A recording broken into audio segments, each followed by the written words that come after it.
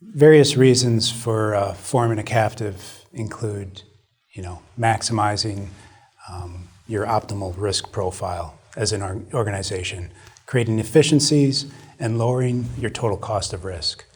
But in certain cases, you're a very small employer. Maybe you only have $10,000 of premium underwritten across benefits and P&C. It's very likely a captive funding solution wouldn't make sense. A guaranteed cost program would, because you can't retain a lot of risk. But as you increase in scale and complexity and you become a diversified organization, you move through the risk continuum spectrum and you start implementing plans such as a dividend plan with a carrier, retaining a portion of that profit that they're incurring, which you would like to incur as an organization and reduce your total cost of risk. And you scale that up, you start talking tens of thousands of dollars of premium.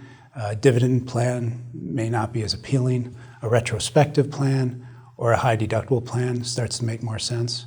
But you eventually get to a scale where you've got predictable annual experience, claims experience, across to one or more lines of business, and you can start to look at various captive solutions. And to start out, if you're looking at $100,000 to $250,000 a year in premium, a group captive may be a more appealing solution because your entity by itself may not be structured appropriately to meet insurance tests required to be your own single-parent captive. And you need to diversify your risk with others in a group solution or in a pool solution, utilizing reinsurance. These are all issues you work through. But the bigger and more complex, more diverse your company becomes, you can move to a fully funded single-parent captive solution where you're really only insuring your own risk and potentially able to insure third-party risks of outside organizations.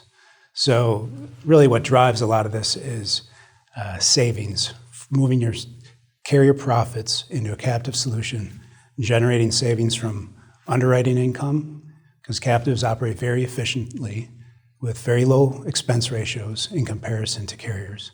You get to retain that investment income, which drives a lot of profit, and the underwriting income on top of it.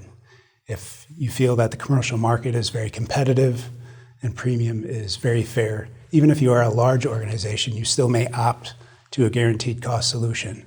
But generally speaking, over the long term, if you get sizable enough, a captive solution makes sense for you, and you'll retain those profits.